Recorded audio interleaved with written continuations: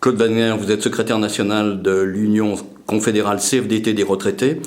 L'Union confédérale des retraités CFDT, les CFDT retraités en général sont mobilisés particulièrement sur différents points, mais la question du tiers payant est importante pour vous. Alors la ministre de la Santé, Marisol Touraine, a pris des positions cette semaine encore, disant oui, il y aura quelque chose sur le tiers payant, donc la CFDT doit être contente. La CFDT retraitée est contente, puisqu'elle mène la bataille justement pour que la ministre maintienne cette position. Et fondamentalement, ce qui compte, c'est l'opinion publique. Tant qu'il y aura plus de 60%, voire 70% des personnes en France qui sont pour le tiers payant, la ministre pourra tenir sa position. Le jour où il n'y aura plus une majorité pour soutenir le tiers payant, la ministre changera aussi de position. Donc, ce n'est pas la position de la ministre qui compte, c'est la position de l'opinion en général. Donc, qu'est-ce que vous faites, vous, pour mobiliser l'opinion ? Nous avons décidé d'écrire et en particulier de distribuer 100 000 tracts aux retraités, en particulier, revendiquant le tiers payant est un droit. Pourquoi le tiers payant est un droit ? Il y a deux raisons principales en faveur du tiers payant. La première, c'est que le tiers payant permet l'accès aux soins aux retraités modestes. Parce que quand il faut avancer l'argent et qu'on a peu de revenus, c'est toujours compliqué. Deuxièmement, c'est un intérêt de santé publique. Quand on ne va pas voir le médecin, quand on a des petits bobos, ça s'aggrave et ensuite on va à l'hôpital. Donc ça coûte beaucoup plus cher. Et c'est la raison pour laquelle le ministre est pour. La première, c'est pour nous, la deuxième, c'est pour le ministre. Alors il y a un autre sujet de préoccupation, et là que vous avez depuis très longtemps, et même que vous aviez présenté durant la campagne des présidentielles de 2012, c'est la question de la prise en charge de la perte d'autonomie. Alors aujourd'hui, il semble qu'on navigue entre l'Assemblée nationale, le Sénat, on ne sait plus bien où on est, ça va très lentement, comment vous voyez ça ?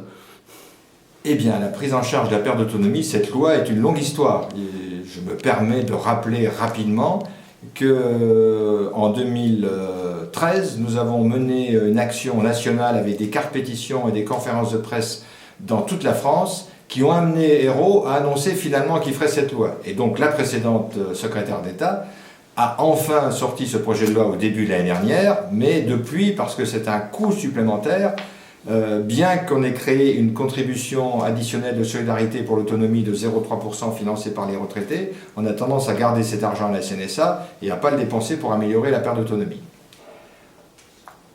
Régulièrement, il y a un recul de la date d'application de la loi. On est passé de janvier 2015 à juillet 2015 et maintenant on est à janvier 2016. Donc nous sommes dans un soutien à l'application de la loi et à l'augmentation des moyens donnés aux personnes en perte d'autonomie.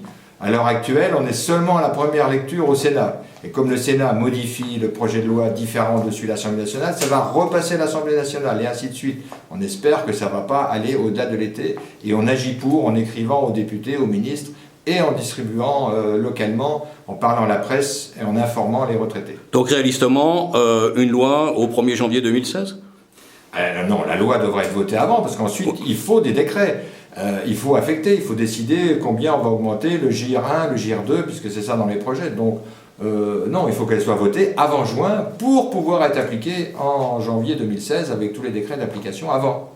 La loi du 20 janvier 2014 sur la retraite, on a encore des décrets maintenant d'application. Ultime question, donc on vient de parler de deux préoccupations de l'Union confédérale, CFDT des retraités.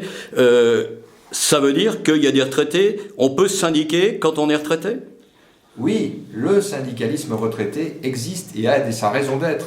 Lorsqu'on passe l'équivalent de la moitié de sa carrière de travail à la retraite, c'est-à-dire en moyenne plus de 20 ans, il s'avère qu'on découvre qu'il y a des revendications.